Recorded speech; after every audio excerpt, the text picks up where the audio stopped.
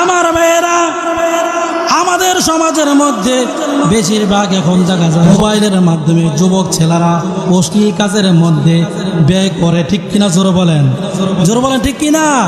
মোবাইলের মাধ্যমে গান শুনে, শুধু তাই না, মোবাইলের মাধ্যমে টিকটক দেখে, আছে না নাই? জোরে বলেন, আছে না নাই?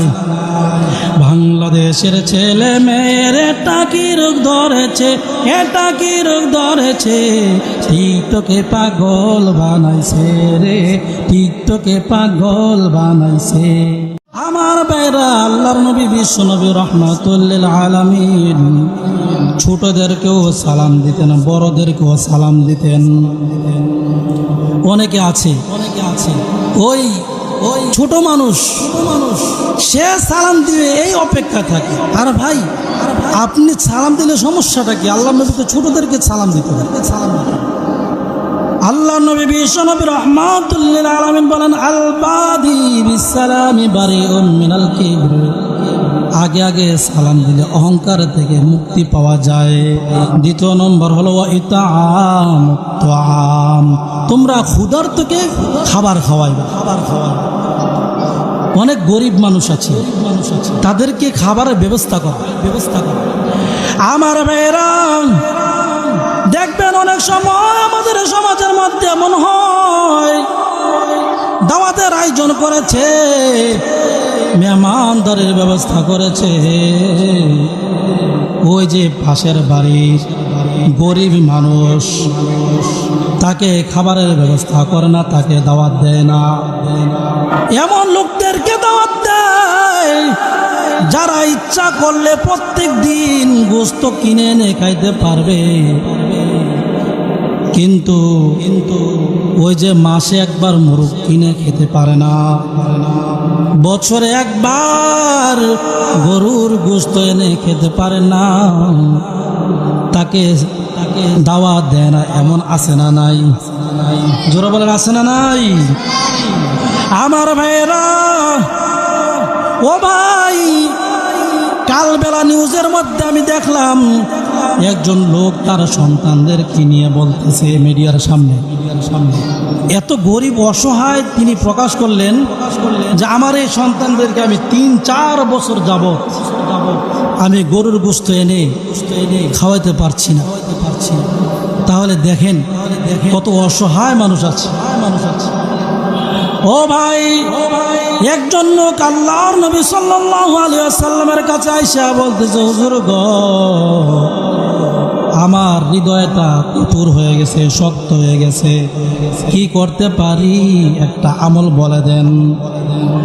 আল্লাহর নবী সাল্লাল্লাহু আলাইহি ওয়াসাল্লাম বললেন, আতইমিল মিসকিন, মিসকিনদেরকে খাবার খাওয়াও, তাহলে তোমার হৃদয়ের কঠোরতা দূর হয়ে যাবে। সুবহানাল্লাহ। আমার ভাইয়েরা, 3 নম্বর নসিহত উপদেশ দিয়েছিলেন আল্লাহ নবী সাল্লাল্লাহু আলাইহি ওয়াসাল্লাম, ওয়াসিলুল আরহাম, তোমরা আত্মীয়তা বজায় রাখবে। অনেকে আছে রক্তের সম্পর্ক আত্মীয়, 3 বছর 4 বছর 5 বছর পর্যন্ত তার সাথে কথা বলে না। আছে না নাই? জোরে বলেন, আছে না নাই? হাদিস শরীফের মধ্যে আছে, যদি কোনো ব্যক্তি আত্মীয়তা বন্ধন রক্ষা না করে, আত্মীয়তা সম্পর্ক বজায় না রাখে,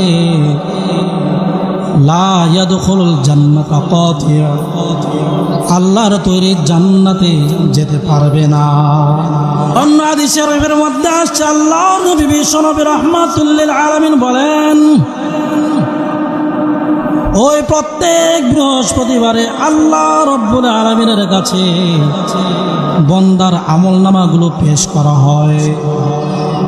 আল্লাহ রব্বুল আলামিন দেখেন, কোন বান্দা যদি তার আত্মীয়তা সম্পর্ক বজায় না রাখে, আত্মীয়তা ছিন্নকারী হয়, তাহলে তার কোন আমলই আল্লাহ রব্বুল আলামিন গ্রহণ করেন না।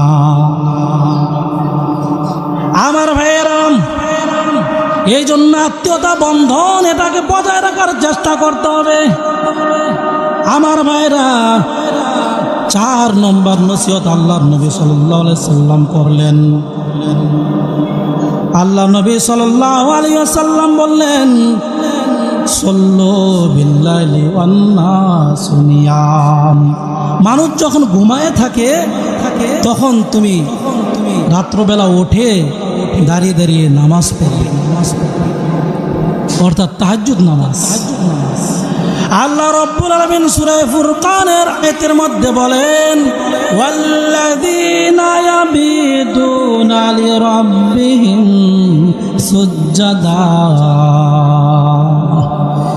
আল্লাহর খাস বান্দার একটি গুণ হচ্ছে সে রাত্রবেলা উঠে উঠে তাহাজ্জুদ নামাজ আদায় করে। জোরে বলুন সুবহানাল্লাহ।